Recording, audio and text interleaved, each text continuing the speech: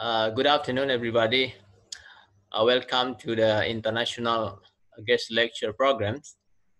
I am Marzuki. It will be moderator for these programs. The topics of this course of this lecture is climate change and climate variability in maritime continents.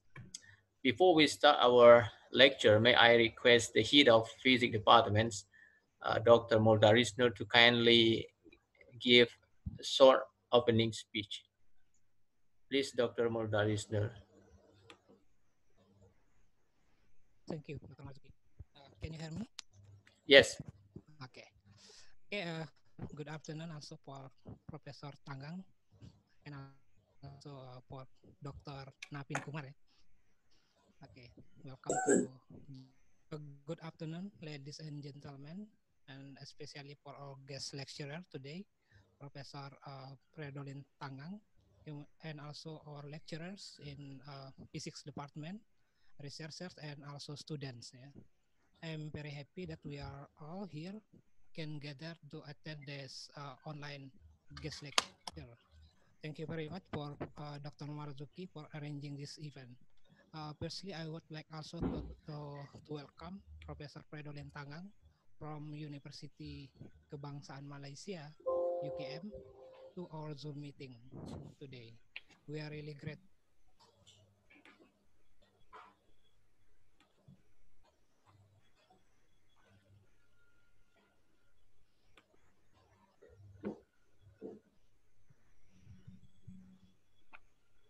To share your expertise on climate variability in maritime continent like South.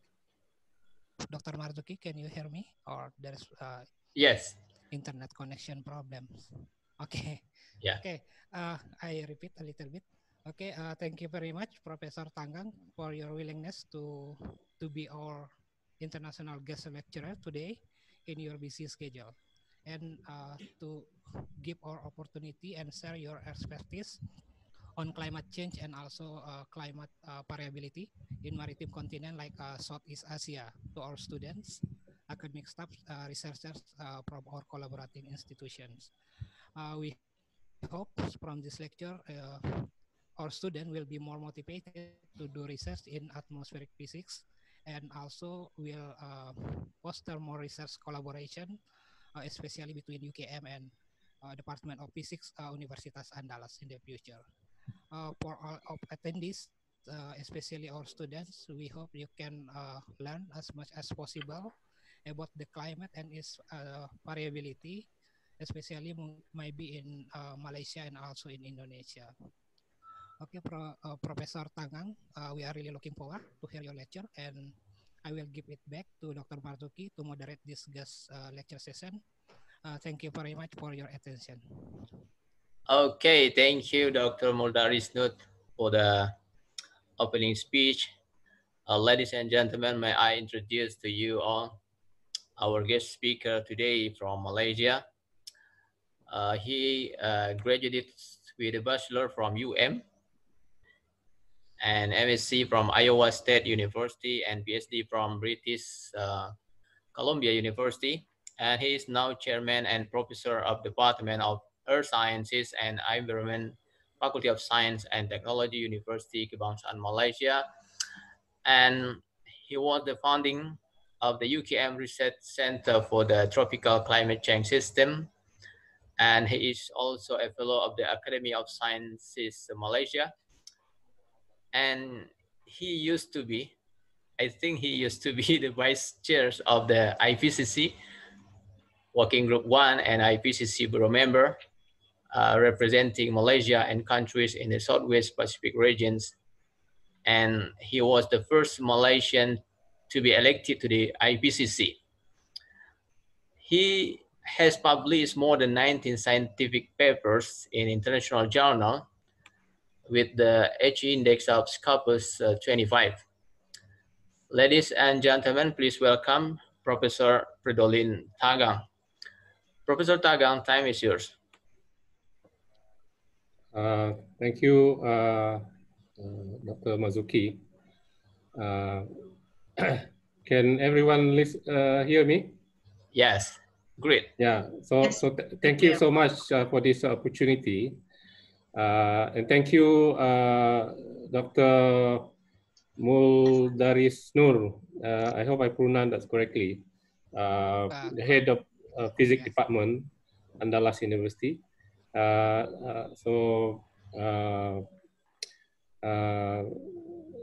You know, thank you for this opportunity again, and I would like to say to hi everyone.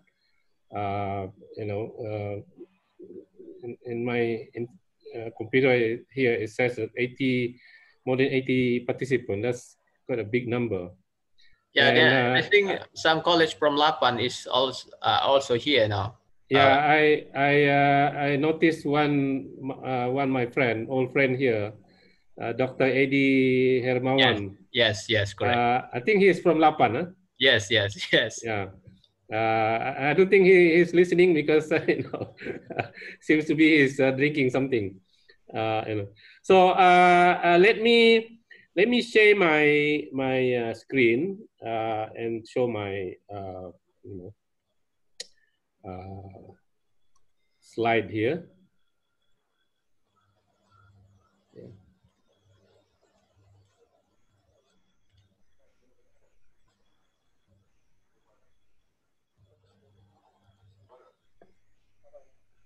So everyone see my slide?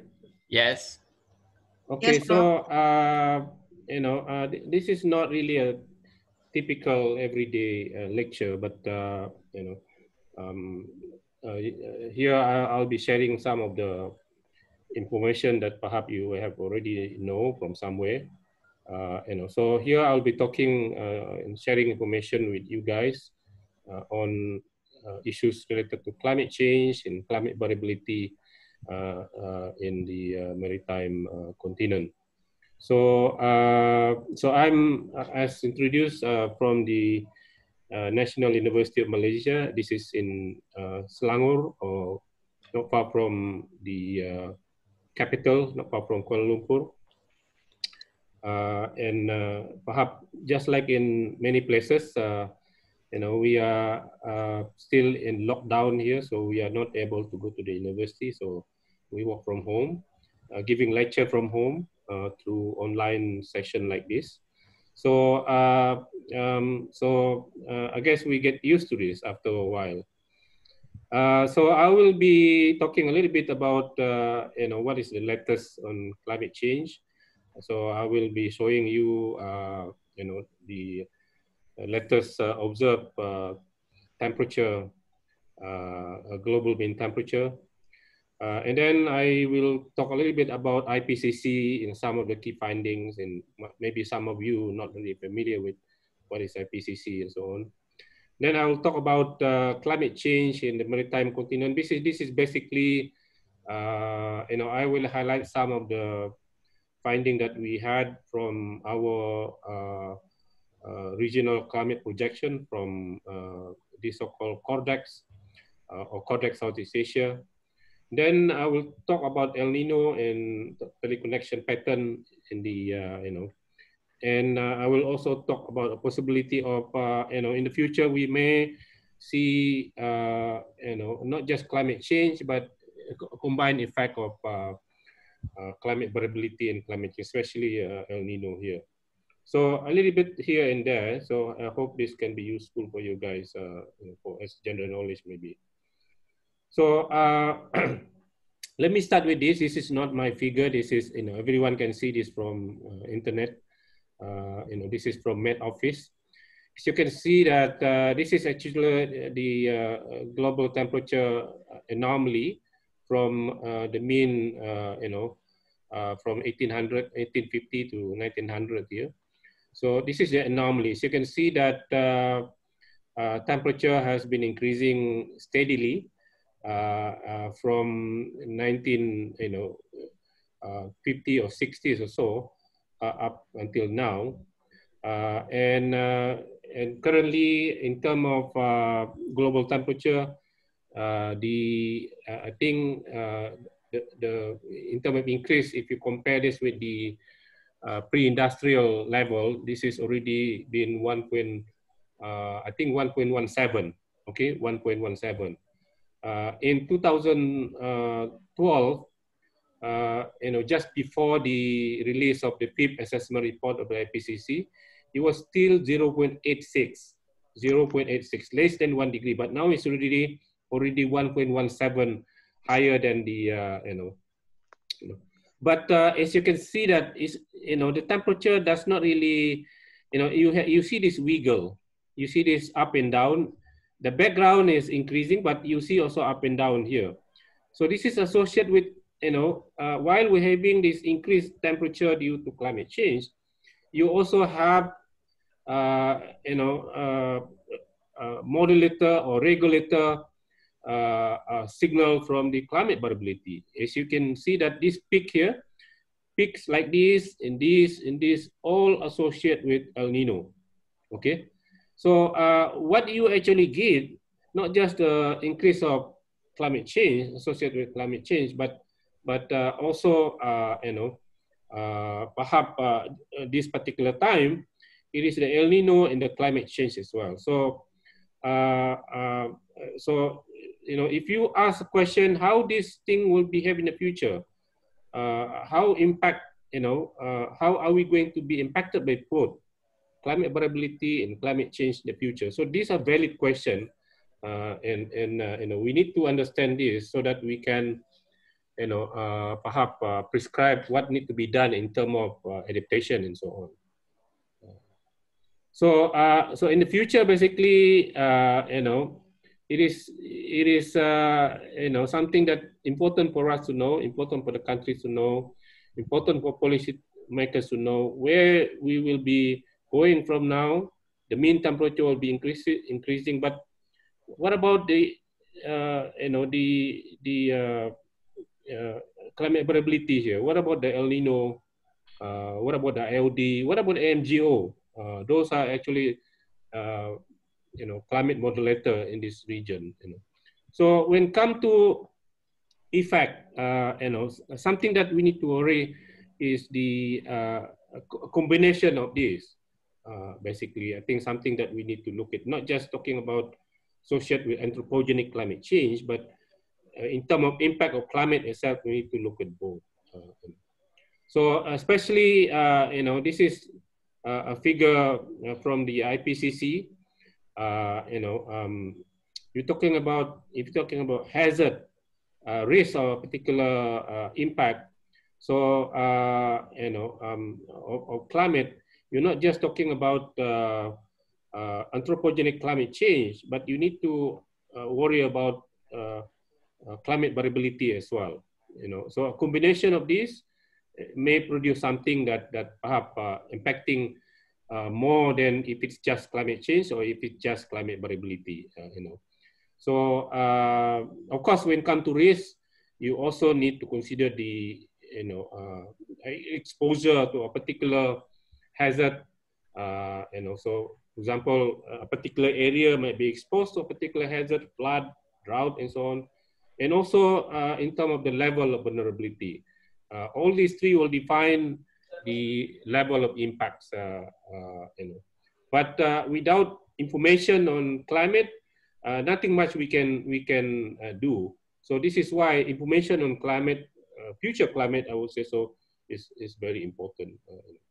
So like 30 years ago, 40 years ago, before the birth of the IPCC, so we don't have much. That will be around this area. I think this during this time here. Maybe I can during this time here, about 30 over years ago. So at that time we don't have IPCC, but we have already some research indicating that climate is warming. So some governments are quite concerned. Some of the question at that particular time is climate change real? What are the causes? How the climate would behave in the future? Will extreme event be affected? And how to adapt and so on. So this has actually led to the formation of IPCC, which is what we call as the Intergovernmental Panel on Climate Change. In 1988, this is actually a decision taken at the United National General Assembly 42nd, that led. So, so from that period, from 1988 until now, IPCC has already produced so many reports, So Dr. Mazuki earlier mentioned that I was part of the IPCC. Yes, in the fifth assessment report cycle, I was the vice chair of Working Group 1, this particular working group here. This particular working group here, representing countries, in the Southwest Pacific, that include Malaysia and Indonesia as well. So in this IPCC, there is 3 working group: Working Group 1, Working Group 2, and Working Group 3, producing different report, which is one basically deal with the physical basis. So I don't want to dwell too much on this, but IPCC is very important. It is actually some kind of science policy interface at the global level. Okay, since its inception, since it was established, IPCC actually steer the world in terms of putting emphasis on what needs to be done. And as you can see that it has produced many reports. We have already 5 assessment report, main assessment report, and the 6th one is currently underway. I'm also part of this, but my role is a little bit smaller. I am just the so-called review editor for one particular chapter, chapter 10. But also contributing in the so-called regional atlas of the IPCC 6 assessment report. But in addition to 5 assessment report, we do have all kind of special report, technical report, and so on. And this is when IPCC produced this is not just for the sake of producing report. It clearly, it is actually seen as policy to policy. What do I call this now? Science to policy interface at the international level, at the global level. Because if you look at what it does, what the impact was, for example, even the first assessment report, which was produced in 1990, this actually led to the formation of the UNFCCC. So perhaps everybody knows what is UNFCCC. This is a platform for countries to negotiate in terms of how to mitigate climate change, cutting emission by countries. So this is a very important. You heard of these COP meetings. The next one, I think, is going to be hosted by UK and I think jointly with Spanish, I think. And then the second assessment report led to Kyoto Protocol. Third assessment report, something else, and the 5th assessment report actually became a very important input to the so-called Paris Agreement, which is, of course, most of us know a way of. So IPCC is a very important intergovernmental panel and played its role from the beginning since the last 30 years ago, basically. So I think most of you probably know already. This is kind of outdated already, but let me just repeat here, because we don't have the 6th assessment report yet. But I think what we would hear from the 6th assessment report perhaps not much different from what has been concluded in the 5th assessment report. One is human influence on the climate system is clear. Which means that human unsustainable practices, which is keep pumping the emission, and dwindling the carbon sink in the climate system.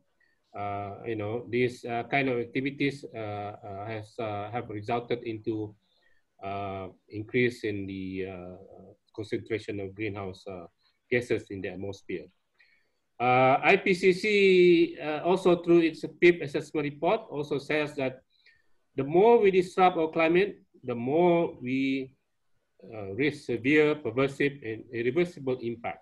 So it means that if we don't do something, if we just continue, doing things as if that it does not have any impact on the climate, then we can expect more severe, pervasive, and irreversible impacts in the future. But IPCC also that when we said IPCC here, it means science. Okay, it means science. Science also tell us that we have means to limit climate change and build up a more prosperous and sustainable future. So this is a very powerful and important key messages from the IPCC assessment, PIP assessment report. But some of you may wonder why the climate, why the Earth continues to warm. You see the trend already. And of course, IPCC attributed this to increasing concentration of greenhouse gases in the atmosphere. So this is the the three main gases of the greenhouse gases in the atmosphere. Let's focus on the green one, which is the CO2, carbon dioxide. As you can see, that is gradually increases monotonically, and as you can see at the end of the IPCC cycle, PIP cycle, which is around 2012, the concentration was still around below 400 here. I think around 380 something. Okay, but now. But even then, it is already, declared by the IPCC. That kind of concentration, basically unprecedented, at least in the last almost a million years, basically. So we don't have human civilization experience that kind of high, other than what we have currently in the past. So, but currently, you can see this from the internet as well, because everyone can access the data. This is a reading from Hawaii, Manoa Law in Hawaii, and currently it's already 414. 2020, and it was 380 something in 2012. In just a matter of 8 years, we have already overshoot to, more than 400 parts per million, basically.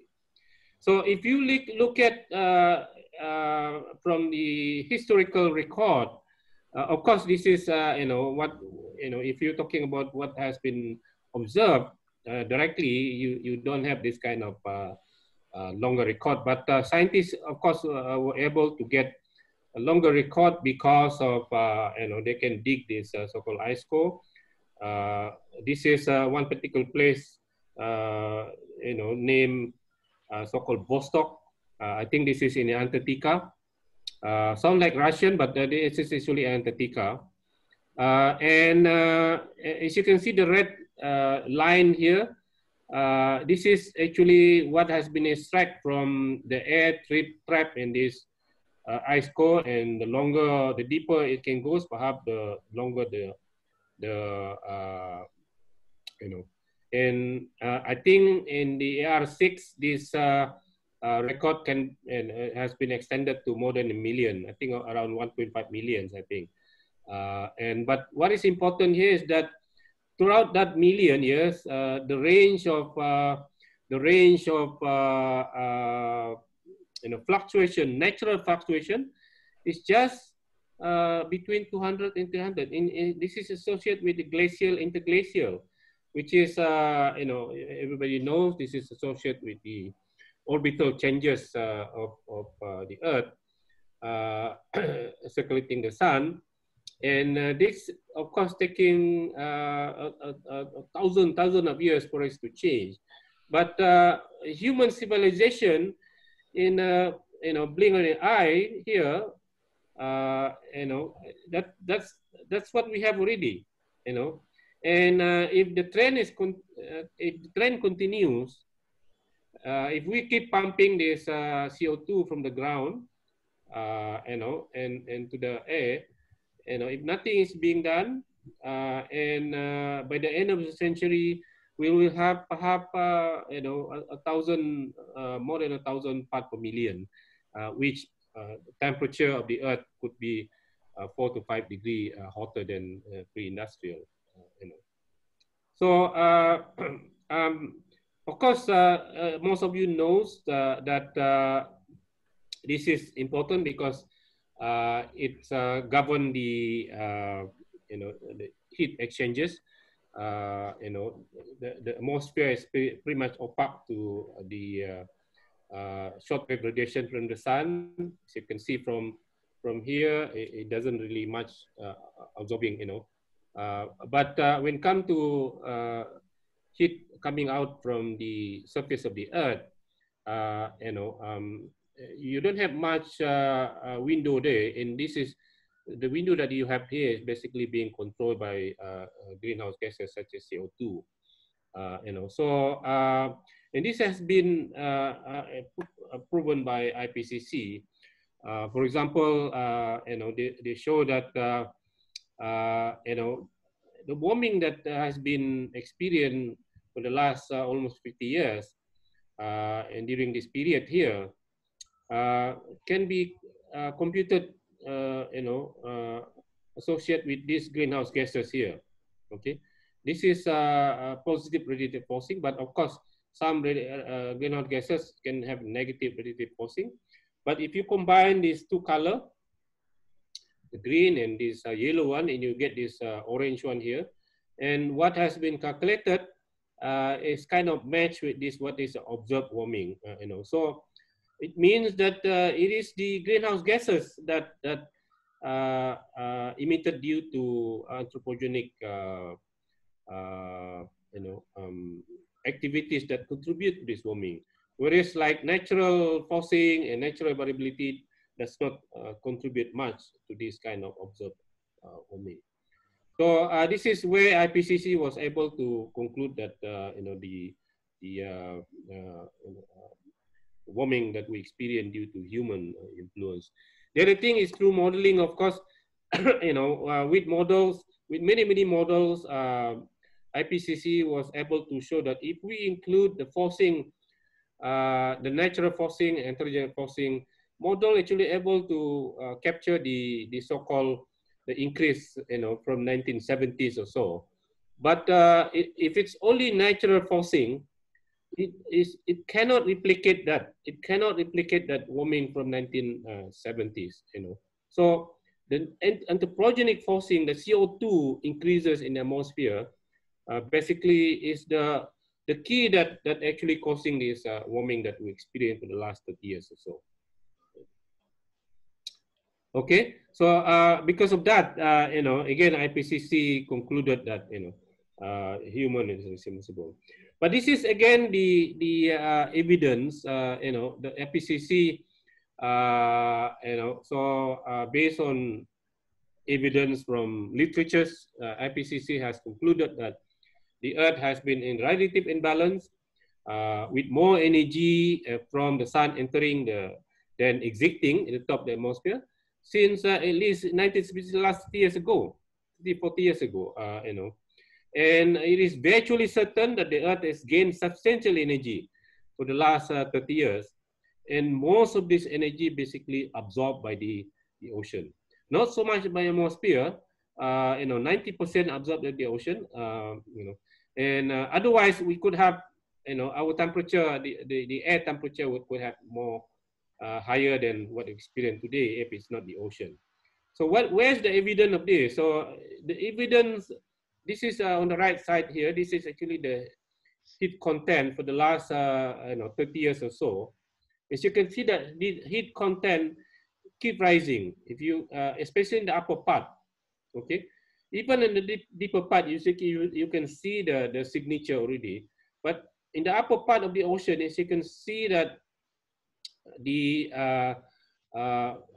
increase is much more larger in terms of the amount of the energy here as compared to the land itself, in land atmosphere here. So not much stay in the atmosphere, but we can feel the changes of the temperature already in the atmosphere. But in the ocean is more. And this is because of the high capacity of the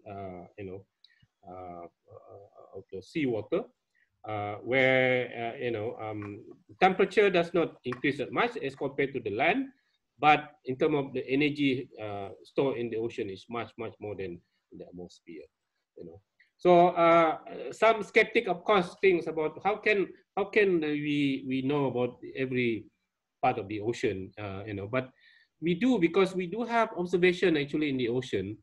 As you know that when it comes to this so-called buoy array, we have this kind of array in the Pacific Ocean, in the Indian Ocean, and also in the Atlantic Ocean, that keep continuously observing the state of the ocean, including temperature, the wind, and so on.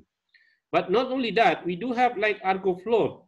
Okay, this Argo float has been there for many years, and it's actually distributed almost everywhere in the part of the ocean, measuring the ocean in real time. So this is in particular time during May 2011. As you can see, I believe Indonesia has some of this float as well, but most of this come from, of course, rich country. And this float, basically a smart float where you can submerge and then drifting at some depth, and then absorbing the temperature, salinity, and so on, and then come out and then upload the recorded data into satellite, and the satellite will beam it into the ground station, and the probe keep doing this kind of thing. So when we said that, when the scientists said that the ocean temperature, the ocean heat content is basically increasing, it's not like the data is like invented or something, but this is a real observation from this kind of So IPCC strongly conclude that human activity, the cause emission, not just emission, of course, human activity in terms of dwindling the sink of the carbon. Here talking about deforestation and so on, and that will lead into the increase of atmospheric concentration. That will change the radiative forcing and, of course, the climate change. So all these associate with unsustainable practices cause the temperature to rise in climate change. So so of course it's not just Malaysia, it's not just Indonesia in this world, but we have 190 something countries. All of us are responsible for this, but to stop it, perhaps not easy. You have to have a collective effort to do this. IPCC perhaps is a good institution to provide the science and so on. Through UNFCCC, you have this Paris Agreement, but not all countries subscribe to this. Sometimes even big country that's supposed to do this kind of thing, shifting from time to time. So currently, in America, they have this big election. So most of us perhaps, kind of very interested to see who would be the winner of this presidential election, because there are many things at stake here, including climate change, of course.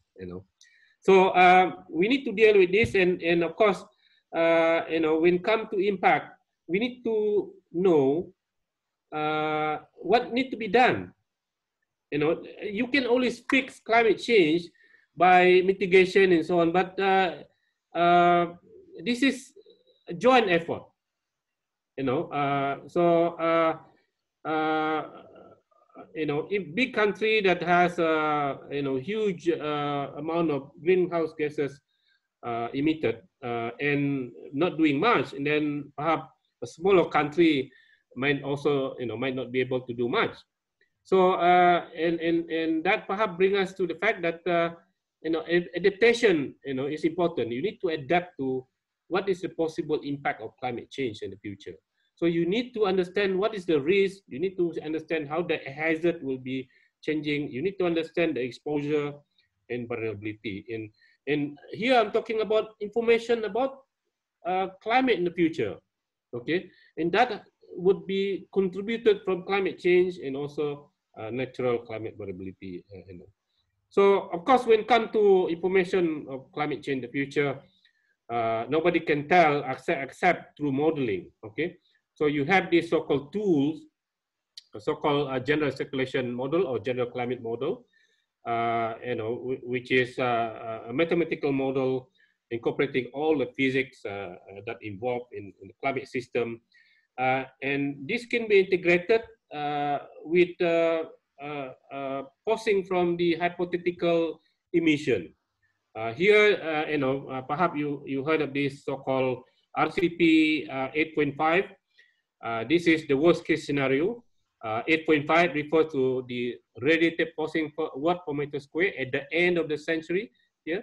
So this is the worst case scenario. And if you force the model with this scenario, you can get a climate, you know, evolution using that kind of pathway, basically. So then you have various other, and of course, this one is the so-called RCP 2.6. This is the most sustainable one, you know, where at some point in time, you know, the net emission perhaps zero. You know, what you emit is equal to what is observed by the system, the climate, by, you know, by the sink of the greenhouse gases. So you have net emission, you know, and to achieve that, you need to change many things in the way we do things in the world, especially maybe in terms of you know, our transport, our generation of energy, and so on, because those are the one that actually producing a large proportion of greenhouse gases in the atmosphere. You know. So using that, you get this you know, kind of projection at the end of the century. As you can see that you know, on the right hand side here, this is the temperature changes projected, you know, under RCP 8.5. So you can see that temperature, the global mean temperature here around 4 to 5 degrees, but as you can see in the northern hemisphere, in the Arctic there, the temperature are projected to be perhaps 10 to 11 degrees, you know, and this will cause, you know, melting of the ice in that region, you know. So what we want to go in this kind of world here, there's some kind of increase, but the increase is manageable with kind of with adaptation and so on. Perhaps you know, we can, you know, live in a more prosperous manner as compared to this one where perhaps impact and destruction can lead into disaster in the future. You know. So rainfall pattern will be changing as well, associated with those different scenario. As well as the sea level rise, because sea level rise will be also changing. You know, by the end of the century, expected to be around 1 meter. This is due, of course, the melting of the ice as well as the thermal expansion of the ocean. So IPCC said that limiting the warming below 2 degrees is absolutely critical, because you know, when it's you know, beyond 2 degrees, you know, the risk is greater for a greater impact to human civilization, environment, and so on. So that kind of message is very powerful, and that also bring into the feed into the Paris Agreement, which is aiming at 2 degree. But of course, scientists, government actually were, especially from small island, managed to push it not just 2 degree but to 1.5. You know, but at that particular time, there's not much science on 1.5. And IPCC scramble in trying to put up the science for 1.5, and they have been able to do this under the current cycle, which the report was released on October 8, 2018. And you know, there was a very important finding here, which perhaps you know, I'm not going to read one by one here. One important criteria is that you know, the current pledge by countries around the world under this Paris Agreement would not be sufficient to stop the warming at 1.5 degrees. You know, so a lot more commitment from the world need to be you know, provided in order to achieve this. Otherwise, you know, if the emission continues as it now, by 2030, between 2030 and 2050, we will reach this 1.5 degree basically. So so it looks like you know, is mitigating climate change, which is supposed to be collectively by countries in the world, not easy to do. So you know, it's a guaranteed that impact is minimized. We need to do adaptation, you know. So, but in order to adapt, you need information because adaptation takes place at a local scale. You know, when you said you want to adapt in a particular location, information that relevant that particular location need to be available. You know, and that information can be used to feed into different model, hydrology, agriculture, and so on and so on.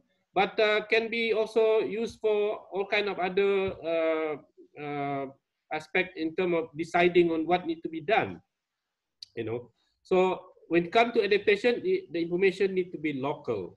But the problem is that you know, the information that we get from the GCM was very cost. You know, GCM operate at 100 to 300 kilometer, and if you look at the comparison here, this is the land masses of the GCM for Southeast Asia region, and you can hardly recognize that this is actually Southeast Asia region. You don't really see Borneo, Sumatra. This all connected, you know. So, but you know, even though this is not very recognizable, but for climate at the global scale, this is fine enough. You know, good enough perhaps to simulate the monsoon and so on. But when you're talking about local Jakarta, you know, in Padang and so on, we do need a much refined model. So in hence, you know, we do have this so-called regional climate downscaling, where you need to refine this information so that that information can be used for adaptation at local scale. Okay, but because of this climate simulation here, you know, this is something that you cannot rely on a particular model. You know, one model only. You have to have various models. You have to base on you know, ensemble, you know, something like this. You have a various model, and then you can take ensemble, and that also give you the kind of range. You know, so that make the regional climate downscaling basically is in a very expensive exercise, and around the world we do have a platform to coordinate this activity, and we have this so-called CORDEX. CORDEX is an acronym stands for Coordinated Regional Climate Downscaling Experiment. This is actually a program under World Climate Research Program, which is under the World Meteorological Organization, basically. So together we have about 14 domains around the world. And in each domain, scientists from different countries will collaborate and contribute simulation. And exactly in Southeast Asia, this is what we have done. This is a domain that I was actually very much involved. In fact, I'm very much instrumental in forming this domain. We started with something not associated with Codex, but what we call CICLID. But once this project was run, and then we are immediately basically streamlined into Codex, and this is what we call Codex Southeast Asia. Currently, we have for the CMIP 6, sorry, for the CMIP 5 simulation, we have completed doing this subnormal models at a 25 kilometer by 25 kilometer. But effort is continuing in further downscaling into several subdomains. Still at 5 kilometer, resolution, the effort is still ongoing. So we have many countries involved in this, including Indonesia, of course, and many countries outside Southeast Asia. Well, so this is the model that we have. This is a number of simulation that we have, and most of this model here, we have two scenario, 8.5 and 8.5 and also 2.6, and this allowed us to look at the projection of the future, and we have published many papers on this one, and the latest of these two, looking at the precipitation, the mean precipitation as well as the projection, basically.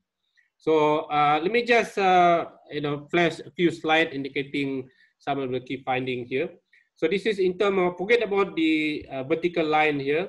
As you can see that this is the projection of RCP 8.5 with the range from the model here. So as you can see that by the end of the century, temperature will be almost 4.6 degree, mean at the end of the century for RCP 8.5. For 2.5, this is above 2 degree, basically. So in terms of precipitation, we look at two seasons here, DGF, December, January, February, and also GJA, January, June, July, August. As you can see that the main changes during the DGF here will be increasing, rainfall will be increasing over Indochina, Thailand, Vietnam, Myanmar, right?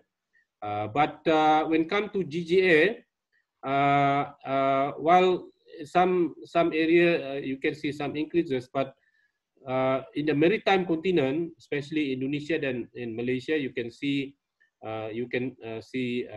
increasing dryness over this region. And if you look at the other end, those are total rainfall, changes in percentage of total rainfall. This is changes in percentage of one particular index, what we call as the CDD. This is a consecutive dry days, number of days without rainfall, okay? Number of days consecutively without rainfall. So this is a good indicator of dryness and good indicator of drought. Of course, when it comes to drought, we do have a specific indices, but this is a good indicator. As you can see that by middle of century, when the temperature, global temperature reached 2 degrees, somewhere between this time here, as you can see that significant drying over Indonesia, okay? Significant drying over Indonesia. When it get into 4 degrees, that's even worse. You know, this is around by the end, by middle of the century or so, this is around 30%. but by by end of the century, this could be around 50 or 50%. Okay. So similarly, when you look at the June, July, September, October, November here. Okay. So you have this hash and you have this small red dot that indicate the so-called significant and robustness. So the signal that we see here basically significant and robust. Okay. So that is the scenario. So what is important here is that when we do averaging like this, we actually eliminate the climate variability. Okay. It means that in the future, even without El Nino, okay, in the future, even without El Nino, we are projected to see this kind of dryness. You know, in fact, I will show you.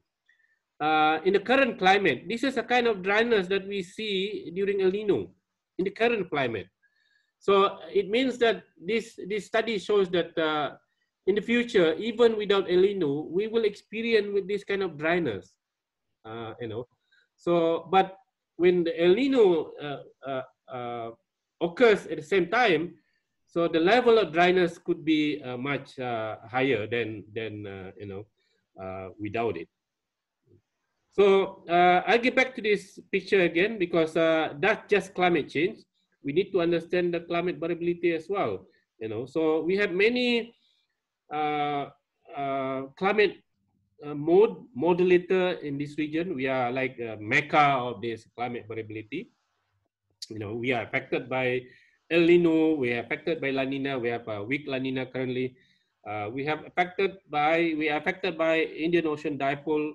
We are affected by MGO, and although in the R5 cycle, IPCC did not really make any recommendation in terms of how this mode of variability can be affected, but there has already been study indicate that all this mode of variability will be affected by climate change, which means that as the Earth become warmer and warmer, the characteristic of this El Nino, characteristic of ILD and MGO will be changing as well. So a little bit about El Nino. So perhaps some of you know about El Nino. So this is you know, the natural phenomenon associated with the coupling atmosphere and ocean coupling in the Pacific Ocean. You know, in the normal situation, we do have a system like this. This is so-called Walker circulation, where the wind, the trade wind, will push the moisture in our region, and of course, our region, maritime continent, is a region with full of cloud, moisture, and lots of rainfall, of course. But occasionally, we do have problem when during El Nino, where when the warming occur in the Pacific Ocean, basically. And this is you know, illustration when El Nino occurs. Instead of rising motion over maritime continent, we do have subsidence and also divergent, and that center of convection actually moving away to the central Pacific Ocean. And this is associated with El Nino. On the right-hand side here, this is evolution of El Nino 97-98, and you can also see the anomaly at some depth, you know, subsurface anomaly at some depth associated with the movement of the propagation of the Kelvin wave, you know. So I had the opportunity to study El Nino when I did my PhD, which I actually developed a model to forecast El Nino. So I know a little bit, but I don't think I have time to explain this. You know, in this picture by NOAA Climate, you know, giving us this so-called subsidence, where the impact subsidence and also divergent, which of course the impact will be drier over Indonesia and Malaysia. But the fact is that this is not entirely true. You know, throughout 1 year period of El Nino occurrences, you know, things are changing. There are months that it has, period considered to be drought, but there are months where we have rainfall. And this is actually the interest of my group and myself in the last 20 over years. And of course, this is the record from the so-called Nino 3.4. As you can see, it seems to be rising. You have this very strong El Nino here, 2015, 16, 97, 98, and so on. But, you cannot really conclude from this kind of time series. In fact, the IPCC, as I mentioned earlier, was not able to conclude that ENSO can be influenced by climate change in the future.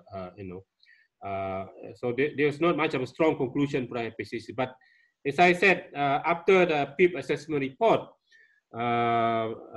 was launched, and then we have a few more studies indicated that yes, El Nino, ENSO, IOD, as well as MGO actually can be affected by climate change to some extent. And I will tell you later that as far as the extreme El Nino, it's likely to be twice more frequent in the future when the Earth become warmer and warmer, basically. And that's not good news for us. So I spent so many, I don't know how much time I have, Pak Marzuki. Yeah, I think you still have time. Okay. So I spent so much time to study this El Nino and also climate change. And I would like to pinpoint a particular paper that we published 2 years ago. This is ENSO modulation of seasonal rainfall extreme in Indonesia. And I have this student, Supari. Supari basically is Indonesian. He works with BMKG in Indonesia, and he's back in BMKG now. He has graduated in 2019, if I'm not mistaken. So let me skip this because the same message that I will be talking about. But this is where I started, my work. When I did my PhD, actually, I'm not really looking at what is the impact over maritime continent when I did my PhD in Canada. But when I returned to Malaysia, I started to look at, and I had this student by the name of Juning. He's actually associate professor at my university also now.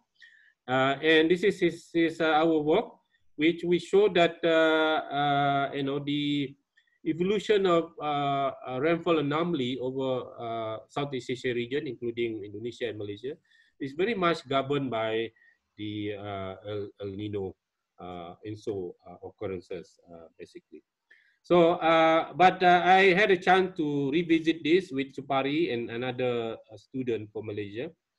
And what we did, we do composite, simple analysis. Composite meaning you look at different events, and then you average the mean of these events, and then by then you can see what changes that it took place in those El Nino, basically. So here we use, when it comes to rainfall, we use rain gauge, and fortunately for us, Supari basically work with BMKG, and he has access to this, rich data throughout Indonesia, and we do have also data from Malaysia, including in Peninsular Malaysia, and as well as over the Borneo Island, north of Kalimantan. So what we did, we do averaging, so-called composite.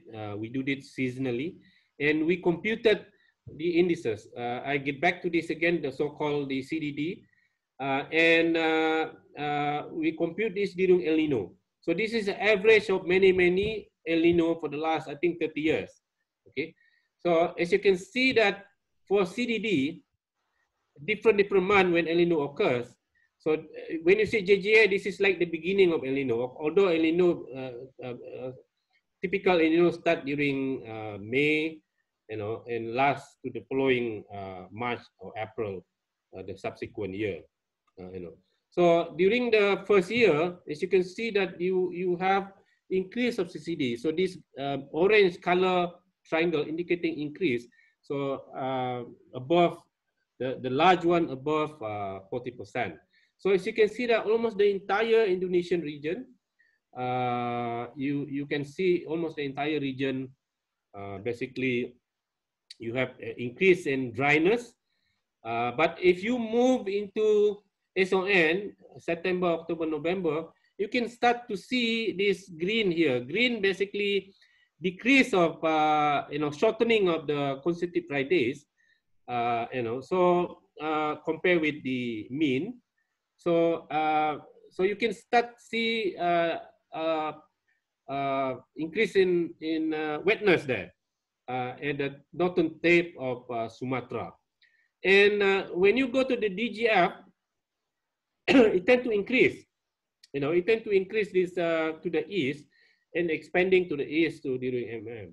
So this is actually the typical pattern of how El Nino affecting us from the beginning of El Nino until the end of El Nino here. So so what we see here is rainfall. Of course, if you combine what we understand in Malaysia, the same thing during GGA. The whole of Borneo is also affected by dryness, as you can see that. Those of you know, we have Sarawak and Sabah, north of Kalimantan there, and also smaller country, Brunei. But during GGA, during DGF, as you can see, the northern part of Sabah here, the northern part of Borneo still dry, but the southern part over Kalimantan here is already wet.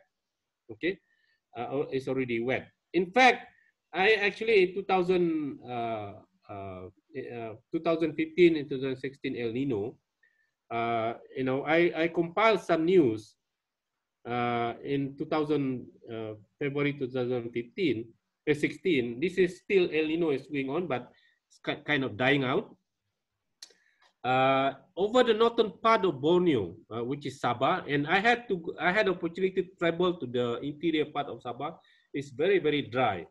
But at the same time, over Kalimantan, over Pontianak, the west part of Sarawak, we have flooding. We have flooding, and this is actually matched to what we understand here, where in the southwestern part of Kalimantan, you have lots of rainfall during El Nino.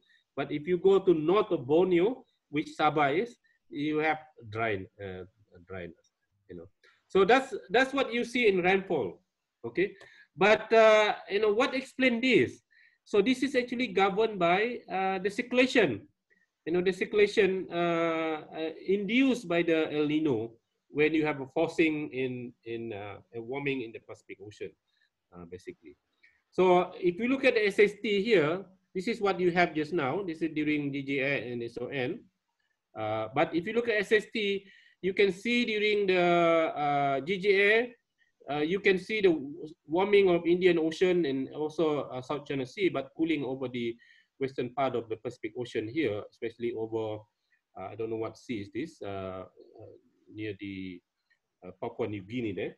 But when it comes to GGA, SON, that cooling expanded, okay? Now, we look at the sinking. Just now, we remember this picture from NOAA. It says that if we see El Nino, we have sinking, and that sinking cannot be through all months, okay? It depends what season. So during GGA, you can see this is red here. This is means sinking. That's correct. What is reflected by the picture of NOAA is true. The whole region is sinking. This is why we experience here dryness and divergent, and basically we have drought and of course forest fires. But when come to when come to SON, we have developed this very strong gradient here of SST here, and this actually strengthened the anticyclonic circulation over here. Strengthen the anticyclonic over here. This is part of the response of a Rossby wave, because of the heating in the Pacific Ocean. Because of the seasonal changes, this Rossby wave supposed to be a twin cyclone, one south here, the other one in the northern part, but the northern part not very strong. But although it's not strong, you can see a convergence here. This is why during SON, you see some kind of wet, wetter part in northern part of the Sumatra there. And that kind of convergence, when come to the jet, expanded because this is kind of moving into the east, and this is why you see this thing expanding, okay, and this thing expanding. But when come to the GF, you have another, SST gradient there, which will also strengthen the another Rossby wave response. And you have this anticyclonic over there that basically govern the dryness that you can see during the DGF, over northern part of Borneo. So what I'm saying basically is not my theory, but this is actually come from, I forgot to label it. This is come from Wang et al. 2003. It's associated with the Rossby wave response of heating, and this is, of course, can be traced into the work of Gill and a few others, basically. So for Indonesia, we can summarize like this when it comes to El Nino. Different region, but as you can see that northern part Sumatra, you are lucky, don't have much problem. But over here, and over here, as you can see, GGA and SON increases above 50%. During SON, will increase 100%, compared with the normal period. So information is very useful. You can also have La Nina, almost similar pattern. And I understand, this kind of study has been used by Indonesian authority in mapping out the possible impact of current La Nina that's happening now. So I get back to this. So as we warms in future, is the Earth warming in the future, it does not only affect the mean climate, but affect the variability as well. Okay, affect the variability. And when we are here, we could be impacted by climate change and also climate variability by El Nino. When we are here, perhaps we can be affected by La Nina and the climate change as well. So so we need to understand both of these, and especially whether El Nino become more stronger, more frequent, and so on. I did not carry out this study, but there has been a study by Wenju Chai and the group in Australia, and they have looked at the many models, and they look at how El Nino behave in former period, and they found out that the extreme El Nino, extreme El Nino will likely to be more frequent, twice more frequent in the future. So this is bad news for us. First, even without El Nino in the future, if we have climate change, we will already be having dryness, drought similar to El Nino almost every year during June, July, August until the end of October. That's what the modeling tells us. Okay, but when El Nino come, perhaps the dryness will be enhanced. So even then, if the El Nino is a strong El Nino, which now we know that it will probably coming twice more frequent than the future, that's even not good news for us, basically. Okay, so I think I talk too much and I highlighted a few things. Some of these things perhaps you already know from some other sources and so on. But I think this is my last slide, Dr. Marzuki, and I don't keep track of my time. I don't know how am I doing in terms of time here. It's almost 4 o'clock, so certainly I overshoot the 1 hour period. I'm really sorry. Okay. Okay, thank you very much, Prof. Tagang. It is very interesting talk. So now, if anyone has any questions, I'm sure Prof. Tagang would be pleased to answer them. So please ask directly, or you can write the question in the chat room as well. Okay, for students who cannot speak English well, you can ask in Bahasa. Can ask in Bahasa. I also can speak Bahasa Indonesia pretty well because I'm actually from Sabah. Yeah. I'm native Sabahan. You can call, perhaps you're familiar with Dayak. Yes. So in Sarawak we call this Dayak, but I'm actually from Sabah. So in Sabah we don't call this Dayak, but not much different, I would say so. So I'm native Sabahan. That's why my name is a little bit different. Okay, so we have about 120 participants today. So I'm sure there are a lot of questions in your mind. Do you record this, Pak? Yes. Oh, good. Maybe I can have access as well. Yes. Okay, please, if you have any questions or you understand well about the talk. Maybe we have one from Niken, right? Okay, please. Yes. Niken. Okay. Maybe Okay. we can. Thanks, sir. Okay. Yes. Okay. Okay. First, my name is Niken Rahayu Putri from Andalas University. I'm college student in 2020. And first, thanks from Mr. Ferdlin. Give me asking for you, and I want to ask for you. Many environmental problems in around us, like that greenhouse gases and depletion ozone layers, and how and how we solve the environmental problems.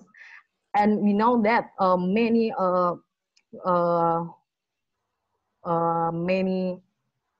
reduce or speaking. Many steps to solve the environmental problems, but the step is traditional, like trash, like don't have plastic, don't use the many plastic, reduce the plastic. So I want ask for you, what's a good step from solve the environmental problems? Thanks, Mr. Okay, Ferdlin. thank you, Niken. I think I understand the question. But I don't think I have the answer. But first of all, you mentioned about ozone layer. That's another problem, but that problem perhaps not really so much of an issue now. At one time long ago, we do have problem with this. That's associated with the CFC gas, and gas that eating this ozone layer. And ozone layer has a rules in the atmosphere because it's basically filter the harmful shortwave radiation from UV radiation and so on from the solar radiation. But that's actually nothing to do with climate change problem that we have now. What the issue now basically is the increase of greenhouse gases, and most of this, the most important greenhouse gases that we have basically is CO2, methane, and nitrous oxide. Although there are various other, so these are the main one. Methane, although it's very small, but it is very much potent in CO2, and can stay longer in the atmosphere as well. Now, I don't think I have, I mean, I can talk about, how to solve problem like this. So everybody should have a rules. So government has a rules. Individual people, public has a rules. And sometimes public sectors, private sectors have a role to play. But sometimes we don't have a choice. The choice is not us. If we do have a choice, maybe we can do a little bit better. But the choice might not be coming easier for us. I mean, I'm just talking about, for example, traveling from one place to another. We are still very much a fossil fuel kind of things. So if the world, if the authority, if the private sector, if, move quickly into decarbonize the economy, gradually changing the way we do things, changing the, perhaps we will have a technology and so on that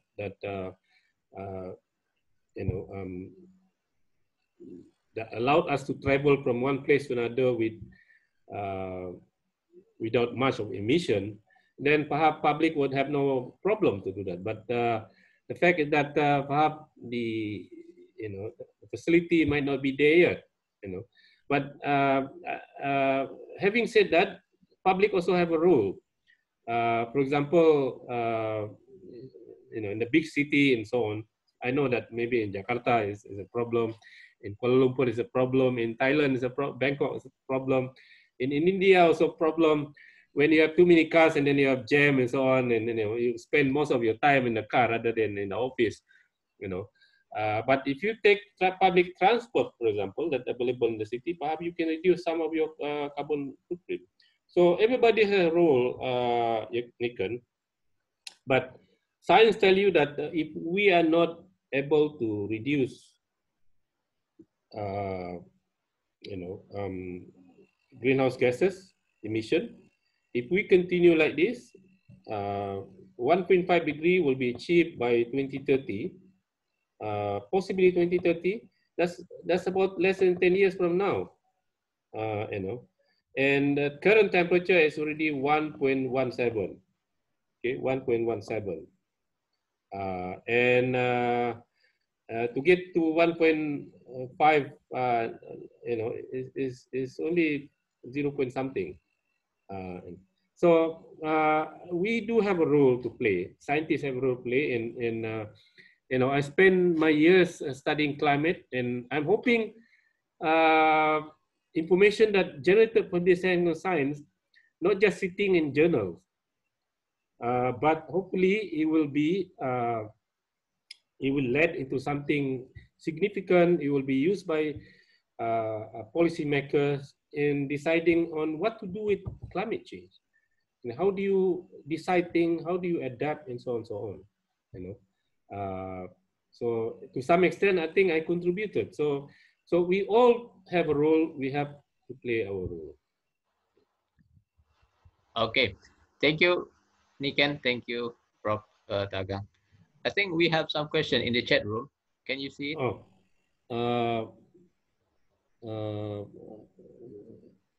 I think I have to. Yeah, I think you can close it. I think I can close it, right? Yes. I can. Okay.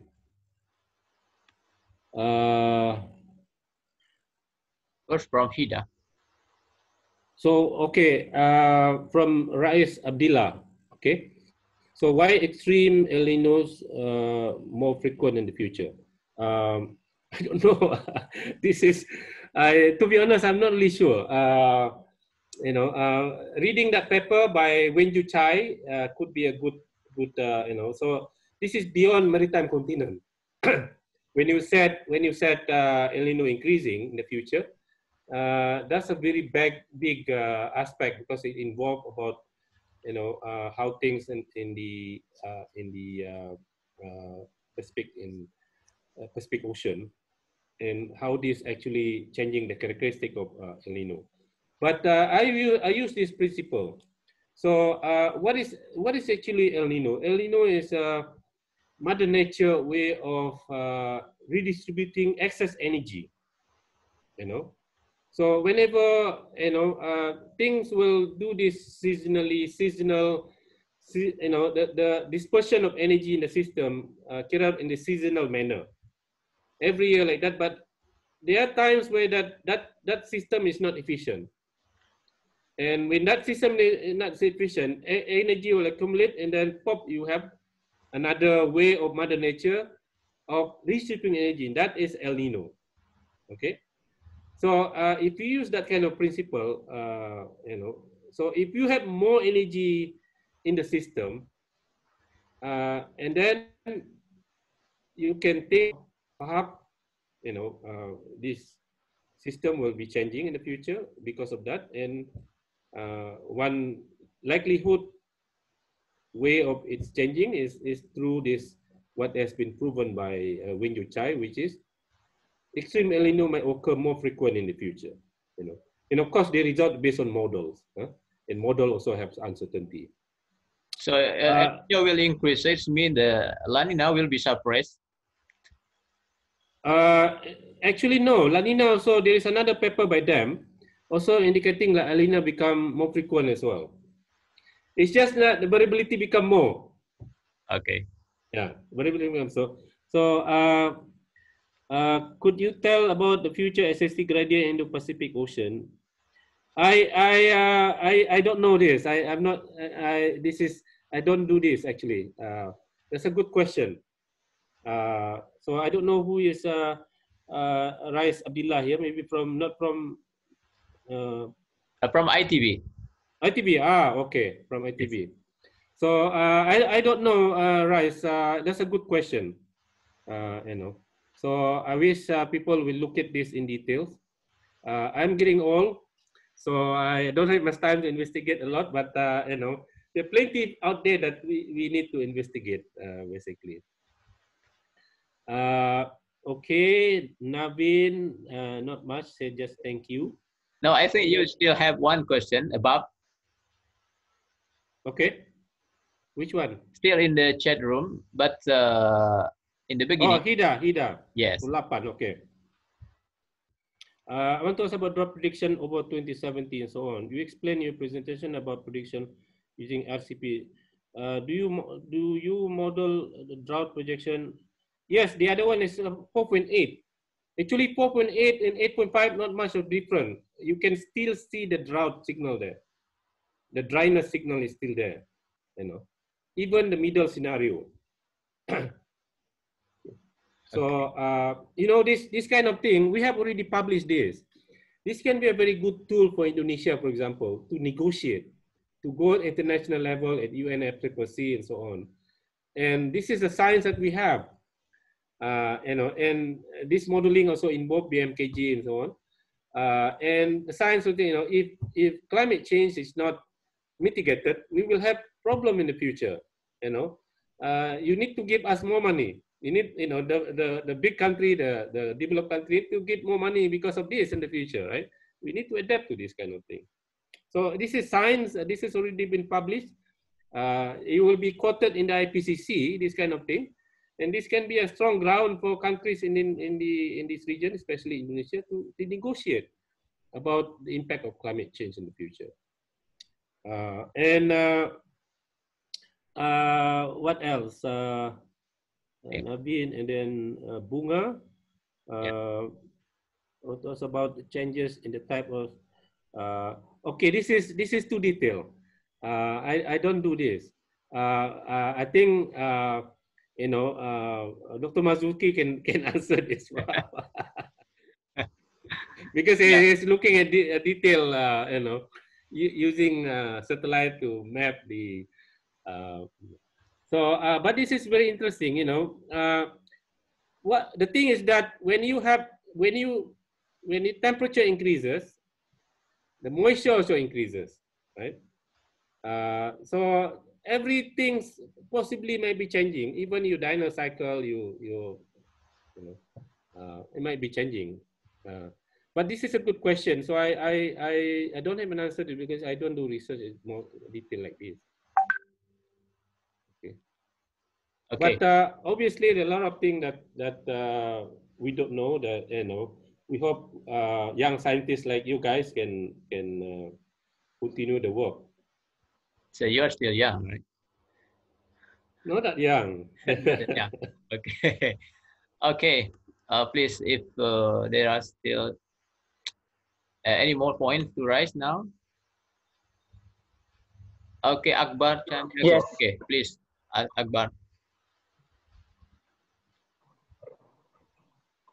Okay, Akbar, please ask directly. I think you can ask. Thank you for the chance, Pak Marzuki. And then thank you for the presentation from Mr. Fredolin Tangang. Yeah, thank you. I have a question, sir. Is there any possibility that we know that our country is the closest country from the equator, which is the climate is subtropics or tropics. And then the question is there any possibility that our country will have unusual climate change? For example, is there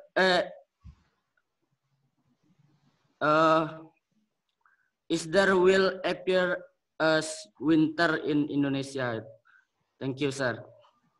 I don't quite get the last part. Do you understand, Pak Marzuki? Yeah, it seems the question is regarding whether possible to be winter in Indonesia due to the climate change. No. No. No.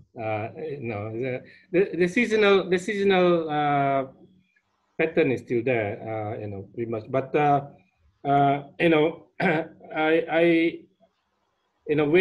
when you said drought tend to be increasing in the future, this is possible. But even now, it's possible through El Nino.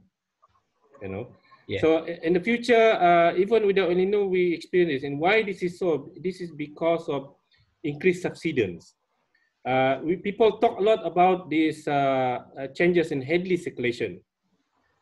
This is actually related to the Hadley circulation, changes in Hadley circulation, which is you have more subsidence. And because of that, because of subsidence, you have more subsidence, you have more dry in Indonesia. As I read that, this is based on. But of course, you don't expect this will change Indonesia into winter.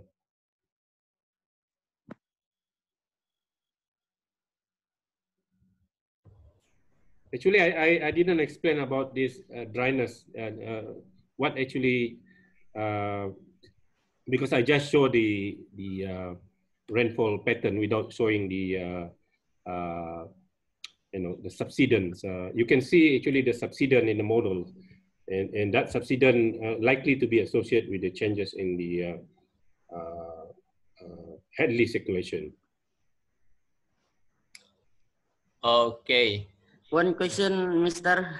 You still have another question? Yes. Okay, please. Please try to make a short question. Can you explain that in Arab Saudi appear snow? Yeah, I think you get the question right, Prof. Daga. So why you have snow in Arab Saudi? Yeah. Well, I don't know, maybe Arab Saudi is special, you know. But, you know, people think that you don't get snow or rainfall in where the desert is, you know. So the desert occurs around 30° north, 30° south. This is if you understand how the you know, these subsidence and rising motion wind pattern, and this is area where you have subsidence, you know, and tend to be drier, and that's why you have desert. But occasionally, weather system might be not following the mean, and this is why occasionally you tend to have rainfall in desert area, rainfall and even snow in places like Saudi Arabia. But that's not always, only occasionally, and that's possible. And because of that, people to associate with some kind of mystic thing where you know that very dry place, you're not supposed to have rainfall, but why suddenly have rainfall? It is possible, you know, because that's what they said. You know, the difference between weather and climate.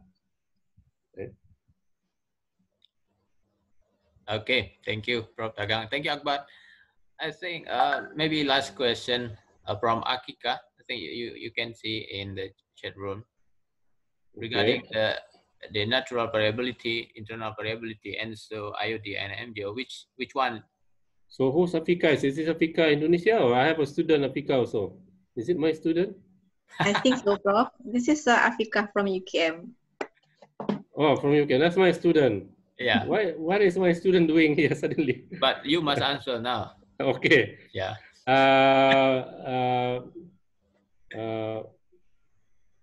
So which one affect maritime community most in terms of extremes? I don't know. That's a good question, actually. We have not compared this, but you know, El Nino, for example, we tend to associate with dryness. But there are times when El Nino also causing flooding. As I show you, you know, when you have January or December, watch out in Pontianak. You know, it's possible for you to get anomalous rainfall in Pontianak during El Nino. You know, but MGO is a different creature, of course, much more frequent, once in 20 to 60 days, and it can combine a combined effect of MGO with the you know, this so-called what is it, a strong wind from the north, the surge, and can cause flooding. The same thing with in Peninsular Malaysia, and perhaps that's also the case in Indonesia, in Jakarta, misalkan, during January or February. So it's a good question. Which one that costs more? I'm not. It's a good question. I have not reached to the part where I can distinguish between these, but each has its own characteristic. Okay, this is a homework, right? Yeah, no, but not easy to answer this thing. Okay. I think we still have one, but maybe this is last one. There's another one here regarding the classic thermal inertia of the ocean. When the ocean getting warmer, does this indicate that with or without climate change mitigation this time, climate change will still be in the future? Yes, there is a momentum. You know, even you stop the inertia. You know, the inertia is there. Even though you stop the warming now, the energy in the system is still there. So it will because ocean time scale much longer than atmosphere. So it will be years. You know, the inertia will still be there. You know, but even worse if we don't stop at all. If we don't stop this emission of greenhouse gases if we don't reduce it. Okay, thank you so much, Prof. Tagang. All right, thank you. It's my pleasure, and thank you so much for opportunity to sharing my knowledge here. Perhaps what I have here is just a general knowledge. Pak Marzuki, Yeah. still possible for one question? I think Fadli Novel raise hand. Okay, Fadli, would you like to deliver some question? Well, I don't know. It would be the same question with Afikas, but I'm trying to ask. I hope that is not the same. Okay, Hello? so, yeah. If you would like, so we can give you 2 minutes. Yeah. The question is, as I read that natural climate variability is a key uncertainty component, I don't know if that's true or not, which can result in apparent decadal trends that may be greater or lower than the long-term underlying anthropogenic climate change trend. So the question that I really want to question is, Professor, how can you assess about how natural climate variability affects the ability to detect the climate change signal for the extreme precipitation? Because I know that annual and seasonal total precipitation are used as indicators of the extreme precipitation. Whereas annual and seasonal maximum daily precipitation are used as indicators of the extremes.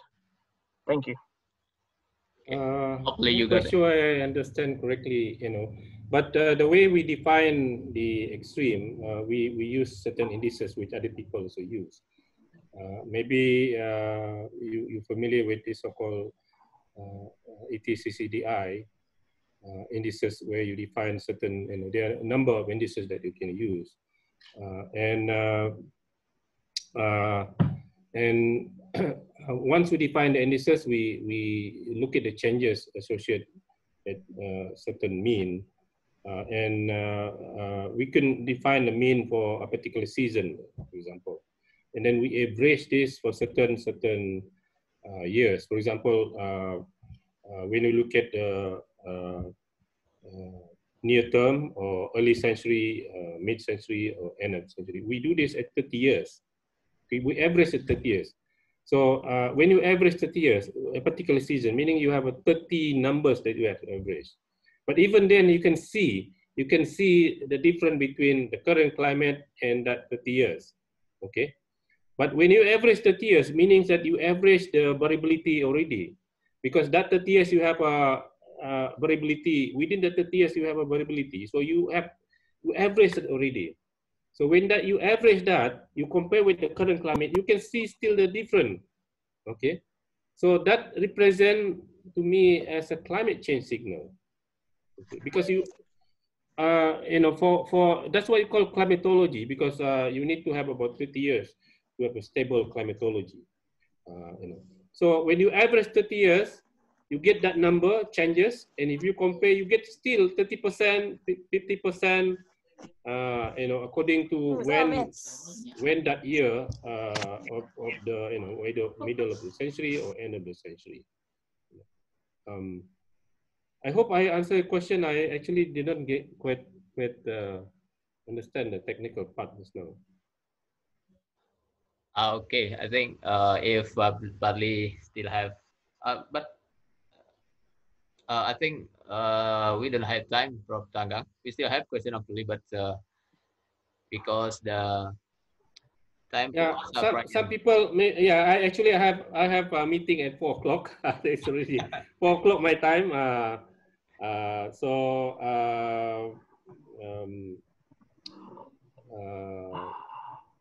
I suppose if people want to communicate with me, they can send email to me. Yes. So asking those from Indonesia also can talk to Supari. Supari is in BMKG. He is the author of those paper. Okay, thank you again, Prof. Yeah, thank you so much. Tagang. Yeah. Pak Polda, maybe would you like to say something to Prof. Tagang before we close this lecture? Yeah, if it's hopefully in the future I can go to Padang and experience Padang food. I like Okay. Padang food, especially the apa itu? Sate Padang. Bukan Rendang. yang Rendang. ubi kayu itu. Oh, Sanjay. Ubi kayu, daun ubi kayu itu. Gulainya, Prof? Apa dipanggil apa itu ubi kayu itu? Singkong. Singkong, ya singkong. I like singkong. Kerupuk singkong, Prof. Yeah, I like singkong. Yeah. So thank you so much. Okay. Okay, Pak Mulda, please, if you would like to say something to Prof. Fridolin before we close this lecture. Okay, thank you very much, Professor Fridolin Tanggang, for sharing your experience, also research to our students and also our lecturers and researchers from many institutions from Indonesia. We hope that you might come to, we invite you to come maybe later to our university also to visit our university and visit West Sumatra. Okay, maybe that's all. Love to, yeah. Thank you very much. Thank you so much. Okay, thank you so much, Thank you. Pak Mulda. Thank you so much, Prof. Tagang. It's very interesting talk, and we are really appreciate your time, and because you are very busy, and your very contribution today. And also, I would like to thank you for all participants for this lecture. I hope you enjoy the program and look forward to your participation in future lecture. Again, thank you. Thank you so much. Thank you. Bye-bye now. Terima kasih, Prof. Yeah, thank you. Maybe can we take a photo before? Yeah, right. Gimana itu mau ambil foto tuh? Okay, please open all your camera maybe. So Yeah. we can take a photo before. I see only your face here, Pak Marzuki. Yeah, only me, because I know you. So how do you take photo here? People need to open their camera, right? Yes. Okay, please, all participants. Yeah. Open your camera. Cheers. Okay, 1, 2, 3. Okay, for me that's okay. Maybe share with me later on. Okay. Pak Marzuki, share with me later on. Maybe Pak Mulda or Bu Mutia, you take photo. I saw Bapak Marzuki yang ambil. I just take one because there are some pages. Oh, please wait.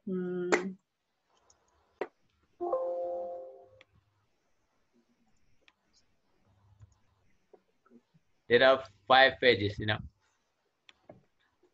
You okay? Later share with me. Okay. Okay. Okay, thank you again. Okay, so thank you so much. Thank you so much, Prof. Okay, Prof. Tagang, I think some participant asked me to upload this lecture in the YouTube. This is okay for you?